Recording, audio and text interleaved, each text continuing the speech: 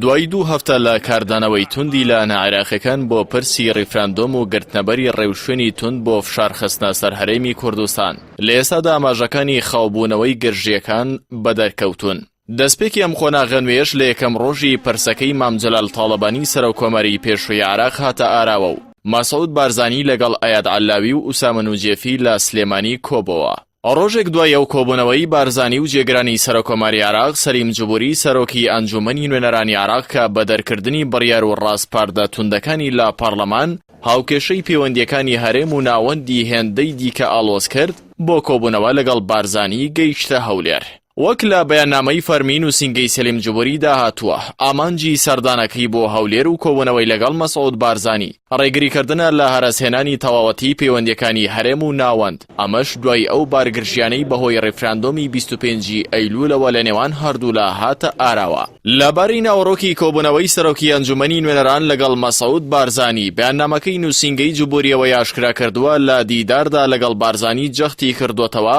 لە پێویستی پابەندبوون بە یەکپارچەی خاکی عێراق و ئاسایش و ئارامی گەلەکەی و پارێزگاریکردن لە ڕاستە سیاسیەکان و پەنابردن بۆ دەستور بۆ چارەسەرکردنی کێشەکان. سەبارەت با ڕیفراندۆمیش نووسینگەی سەلیم جوبوری ئاماژەی بۆ کردووە. گفتوگۆکان لە بەرژەوەندی ئەوە بووە کە چۆن ڕێگەیەک بدۆزرێتەوە بۆ تێپەڕاندنی ئەو دۆخەی کە هاتوۆتە ئاراوە، بە دیاریکراویش لە ناوچە کێشە لەسەرەکان و هەڵوێستی لانە ناوخۆیی و هەرێماتیەکان و ئەو ڕێوشوێنانەی کە دەگیرێنە بەر بۆ چەسپاندنی بنەمای یەکپارچەی عێراقی فیدراڵ لە ژێر سایەی دەستووردا. هاوکات ماڵپەڕی سەرۆکاتی هەرێم لەبارەی دیداری نێوان بارزانی و سەلیم جوبوری نووسیوێتی. لەم دیدارەدا وێڕای دووپاتکردنەوەی پێداویستی پاراستنی سەقامگیری و ئاسایش و دوورکەوتنەوە لە گرژی، جەخت لەسەر هێوەرکردنەوەی بارودۆخی سیاسی و پشتبەستن بە پرەنسیپی گفتوگۆ بە ئەجێندای کراوە و بەشداری هەمەلایەنە بۆ گەیشتن بە چارەسەرکردنی کێشەکانی نێوان هەولێر و بەغدا کراوەتەوە. لە دیدارەکەدا مەسعود بارزانی و سەلیم جوبوری گەرچی لەسەر ڕاگەیەندراوێکی هاوبەش پێک نەهاتن و هەریەکە و بەجیا ڕاگەیەندراوی لەبارەی کۆبوونەوەکە بڵاو کردوتەوە، بەڵام لە ناوەڕۆکی ڕاگەیەندراوی هەردوو لادا جەخت لە چارەسەرکردنی کێشەکان بەڕێگەی گفتوگۆ و دیالۆگ و هێوەرکردنەوەی گرژەکان کراوەتەوە، لەگەڵ دەرکەوتنی یاسۆکانی چارەسەر بۆ هێوەرکردنەوەی بارگرژیەکانی نێوان هەرێم و ناوەند.